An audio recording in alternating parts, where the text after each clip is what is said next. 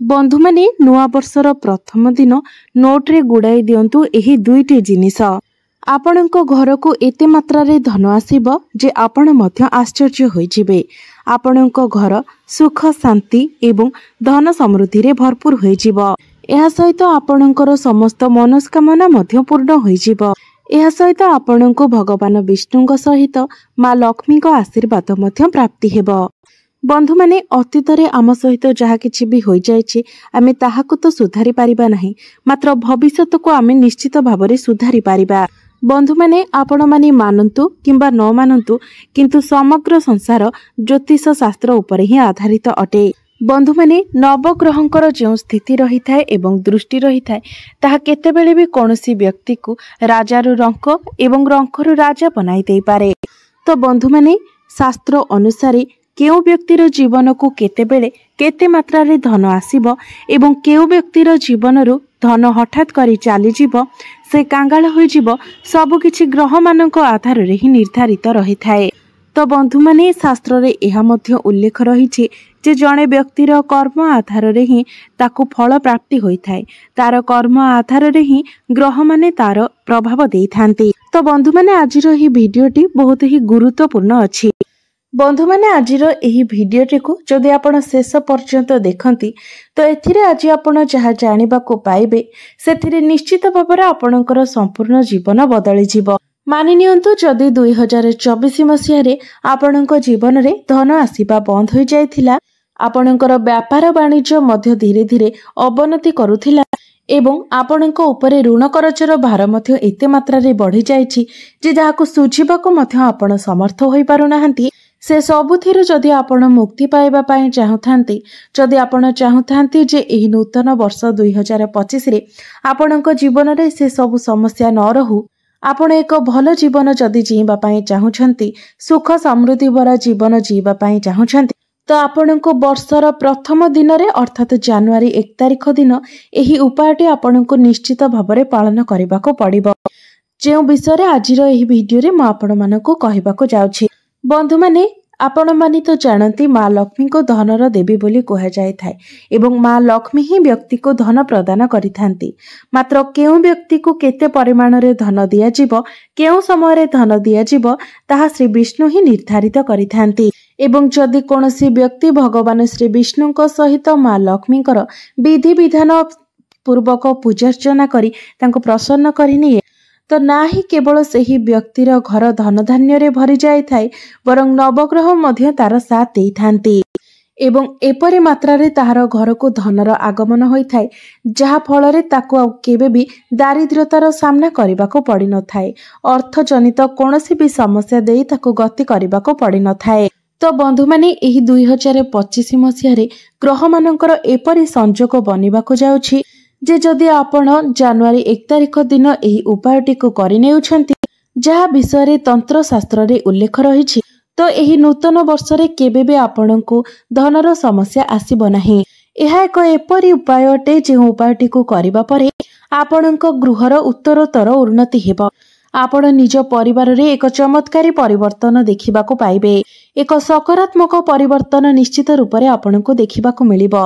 तेबे बंधु माने भिडियोटी रे आगो को बढ़िबा पूर्वरु आपण माने भिडियोटी को लाइक करी चैनल टी को सब्सक्राइब करि दियंतु एवं कमेंट बॉक्स रे भक्ति एवं श्रद्धार सहित जय श्री विष्णु जय माँ लक्ष्मी निश्चय लिखंतु।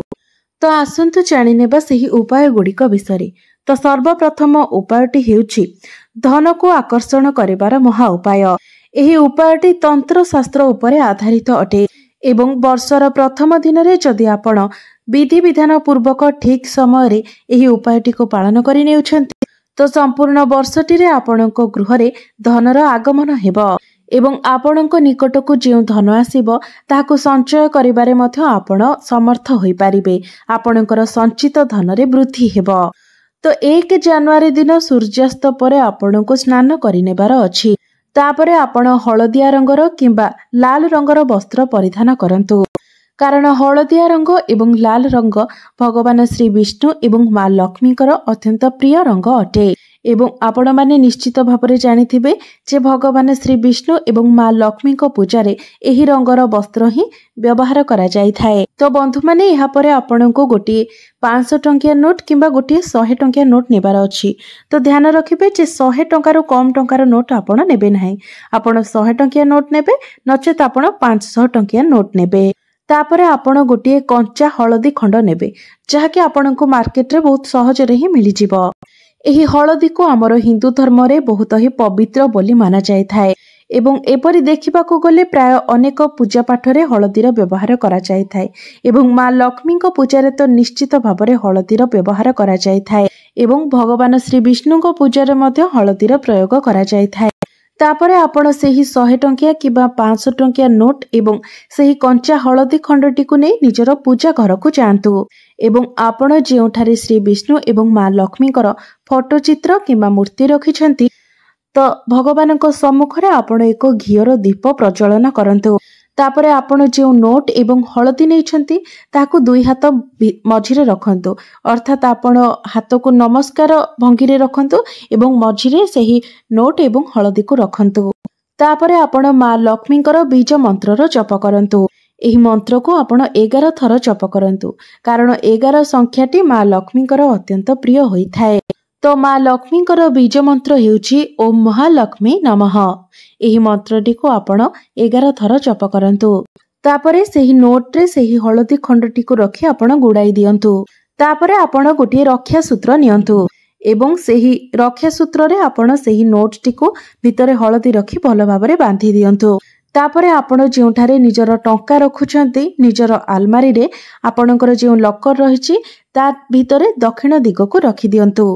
केवल एतिकी उपाय आपनकु नुआ वर्षर प्रथम दिन रे ठीक समय रे करिनेबार अछि अर्थात संध्या समय रे आपनकु एही उपायटी करिनेबार अछि एवं मने रखिबे सेही नोट टी को आपण केबे भी खर्च करिवे नाही कारण एही नोट टी आपनकर अभिमंत्रित होई जिवो जहाँ आपणक जीवन रे धन को आकर्षण करिवार कार्य करिवो।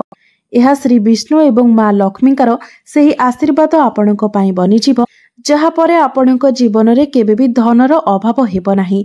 एहा सहित अनेक दिगरु आपणको धन रोजगार करिवार बाट मध्य मिली जिवो। आउ गोटे उपाय जहाको आपणको सेही नुआ वर्षर प्रथम दिन अर्थात 1 जनवरी दिन करिवार अछि। तो नुआ वर्ष दिन आपणको ब्रह्म मुहूर्तर उठिबार अछि। एहा परे आपण निजर नित्य कर्म सारी स्नान करि नियंतु। तापरे शुद्ध वस्त्र परिधान करी आपण मने रखिबे जे आपण से पर्यंत किछि खाइबे नाही। स्नान करि सारिबा परे आपण एक शुद्ध वस्त्र परिधान करिवे। तापरे गोटे नडिया नै पाखरे थिबा कोनोसी भी मंदिर रे आपण ताको दान करिदेबे कारण शास्त्र रे वर्णना करा जायछि जे नुआ वर्षर प्रथम दिन जदि कोनोसी व्यक्ति ब्रह्म मुहूर्तर उठी स्नान कार्य सारी किछि न खाई न पी जदि कोनोसी मंदिर रे नडियार दान करंती तो सेही व्यक्तिंकर नवग्रह सेही व्यक्तिर साथ देई थांती नवग्रह पीड़ारु ताको मुक्ति मिली थाए। तो आपण जदि चाहुछंती जे संपूर्ण वर्षटी रे आपणको आपणक भाग्यर साथ मिलु तो निश्चित भावरे आपण नुआ वर्ष दिन एक नडियार दान करिबा उचित एवं जदि आपण ताहा गुप्त दान करूछंती तेबे ताहा सबुठारु अधिक भल होइथाय अर्थात आपण नडिया दान करूछंती बोली कोनोसी व्यक्ति जेमिति न जानि पारंती किंबा आपणको ए विषय किछि न पचारंती। बंधु माने आपण माने जानती माँ लक्ष्मीकर 8टी स्वरूप रहिथाय एवं माँ लक्ष्मीकर एही 8 स्वरूपर वास सदाबहार गछरे होइथाय। तो आपण माने जानिथिबे सदाबहार फूलटी प्रायतः सबु जगारे मिली जिवो। तो नुआ वर्षर प्रथम दिन सूर्यास्त हेबा पूर्वरु आपणको गोटे लाल रंगर कुंडरे सदाबहार गछ लगाइबार अछि एवं एहाको आपणको निज घरे रखिबार अछि। जदि आपण नुआ वर्षर प्रथम दिन रे निज घरे गोटे लाल रंगर कुंडरे सदाबहार गछ लगाउछंती तो निश्चित भावरे आपणको माँ लक्ष्मीकर कृपा प्राप्ति हेबो एवं वर्ष सारा आपणको उपरे माँ लक्ष्मीकर कृपा बनी रहिबो जहा फଳରେ धन जनित कोनोसी भी समस्यार आपणको सम्मुखीन हेबाको पड़िबो नाही। तेबे मने रखिबे आपणको गछटीर भल भावरे जत्न नेबार अछि। गछ मूलरे प्रतिदिन आपणको जल देबार अछि एवं प्रति शुक्रवार दिन एही गछ मूलरे आपणको दीप जलाइबार अछि। कारण शुक्रवार दिनटीकु माँ लक्ष्मींकर दिन बोली माना जाइथाए। जदि आपण एही उपायटीकु पालन करुछंती तो निश्चित भावरे आपणको उपरे माँ लक्ष्मींकर कृपा वर्षा हेबो। तेबे आउ गोटे गुरुत्वपूर्ण कथा हेउछि आपण 1 जनवरी 2025 दिन अर्थात नुआ वर्षर प्रथम दिन निज घरे खीरी निश्चित भावरे प्रस्तुत करंतु एवं माँ लक्ष्मींक निकटरे एहाको भोग करंतु, कारण माँ लक्ष्मी को खीरी अत्यंत प्रिय होइथाए। तो आपण खीरी को माँ लक्ष्मींक निकटरे भोग लगाइबा परे सेही खीरी को आपण परिवारर समस्त सदस्य मानक मध्यरे बांटी दियंतु। समस्ते मिसी सेही प्रसाद को ग्रहण करंतु। तेबे मने रखिबे बाहरर कोनोसी व्यक्ति को आपण एही खीरी देबे नाही। जदि आपण नुआ वर्षर प्रथम दिन एपरी करुछंती तो निश्चित भावरे संपूर्ण वर्षटी जाक आपणको माँ लक्ष्मींकर कृपा प्राप्ति हेबो एवं घरर सदस्य मानक मध्यरे मध्य एकता एवं भल पाइबा बनी रहिबो, जहा फलरे निश्चित भावरे आपणको घरर उन्नति हेबो एवं माँ लक्ष्मी आपणको गृहरे स्थायी रूपरे वास मध्य करिबे। कारण जेउ गृहरे सदस्य मानक मध्यरे एकता थाए, भल पाइबा रहिथाए, सेहिठारे माँ लक्ष्मीकर मध्य वास होइथाए। तो बंधु माने नुआ वर्षर प्रथम दिन रे आपण किछि समय बाहर करी एही उपाय गुड़िक निश्चित भावरे पालन करंतु, कारण एही उपाय गुड़िक अत्यंत ही सहज एवं सरल, मात्र बहुत चमत्कारी एवं प्रभावशाली अटे एवं आपणकर अधिक समय मध्य एही उपाय गुड़िक नेब नाही। तो आपण जेते कार्य व्यस्त रहिले मध्य एही उपाय गुड़िक निश्चित भावरे पालन करंतु, कारण एहा द्वारा आपणकर ही उन्नति हेबो, आपणकर मंगल हेबो।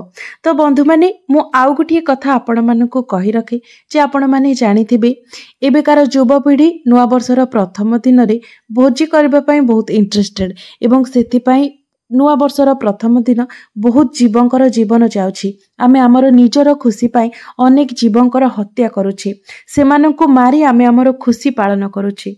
तो ए सबु न करी जदि आमे नुआ वर्ष दिन मंदिर जिबा, सात्विक भोजन आहरण करिबा, कोनोसी गरीब व्यक्ति को सहाय्य करिबा किंबा वृक्षरोपण करिबा, तो एहा द्वारा समाजर मंगल होई पारिबो, एहा सह अन्य मानकर मंगल होई पारिबो। आमर पर पीढ़ी माने आमठारु किछि सिखि पारिबे। मात्र आमे माने ए सबु न करी नुआ वर्ष दिन आमे माने भोजी भातरे हजि जाउछे, जीव हत्या करी निजर खुशी मेटाउछे। तो बंधु माने आपण माने चेष्टा करंतु जे अन्य को कष्ट न देई अन्य को खुशी देबा पाई। नुआ वर्षर प्रथम दिन रे आपण अन्य को खुशी देले भगवान निश्चित भावरे आपण को जीवन सारा खुशी देबे। तो बंधु माने मोर एही भिडियोटी जदि आपण मानकु भलो लागि थाए तबे भिडियोटी को लाइक करी चैनल टी को सब्सक्राइब करि देबे एवं कमेंट बॉक्स रे भक्ति एवं श्रद्धार सहित जय श्री विष्णु जय माँ लक्ष्मी निश्चय लिखिबे।